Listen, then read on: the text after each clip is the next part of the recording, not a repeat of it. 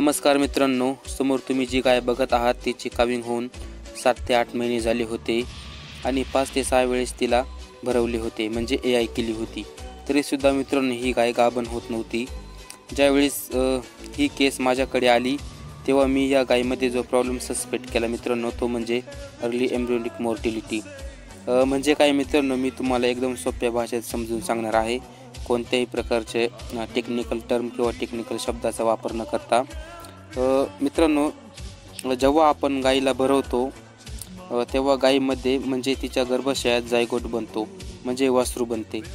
पण मग मित्रांनो, गाय भरवल्यानंतरचे जे 15, 16, 17 हे जे 3 दिवस असतात, या दिवसांमध्ये मित्रांनो गायीच्या गर्भाशयातून एक चुकीचा हॉर्मोन रिलीज होतो, ज्याला आपण PGF2 अल्फा म्हणतो.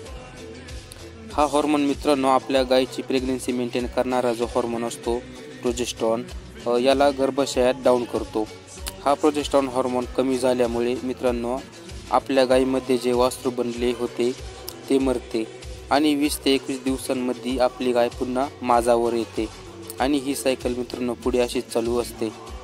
हाच प्रॉब्लेम मित्रांनो या गायीमध्ये होता आणि आता ही गाय मित्रांनो प्रेग्नेंट आहे, म्हणजे गाभण आहे. मी या व्हिडिओच्या दुसऱ्या पार्टमध्ये तुम्हाला या प्रॉब्लेमची ट्रीटमेंट सांगणार आहे मित्रांनो.